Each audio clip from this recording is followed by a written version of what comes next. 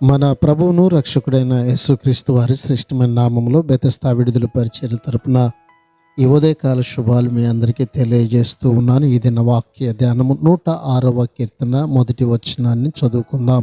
యెహోవాను స్తుతించుడి, యెహోవా దయాళుడు, ఆయనకు కృతజ్ఞతా స్తుతులు చెల్లించుడి, ఆయన కృప నిత్యము ఉండును. చదవబడిన ఈ వాక్య భాగమును దేవుడు మనందరి వెనుకల్లో దీవించి ఆశీర్వదించునుగాక. ఈ కీర్తనలో మాటిమాటికి కనిపించే పాఠం ఇది. దేవుని ప్రజలు పాపం చేస్తే దేవుని శిక్ష వస్తుందని వారు తెలుసుకోవాలి.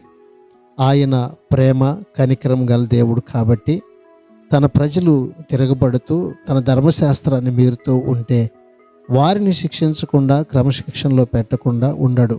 అలా శిక్షించకుండా ఉంటే వారిని పాపం చేసేందుకు ప్రోత్సహించినట్టు అవుతుంది, వారి గుణాలను చెరిపినట్టు అవుతుంది.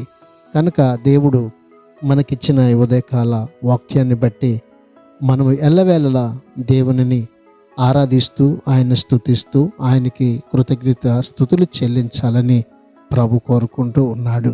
ఇది నాన్న అట్టి కృపని దేవుడు మనకు అనుగ్రహించి ఆయన సన్నిధిలో ఉండినట్లుగా మనలందరిని కూడా ప్రభు సిద్ధపరచునుగాక. ఆమేన్.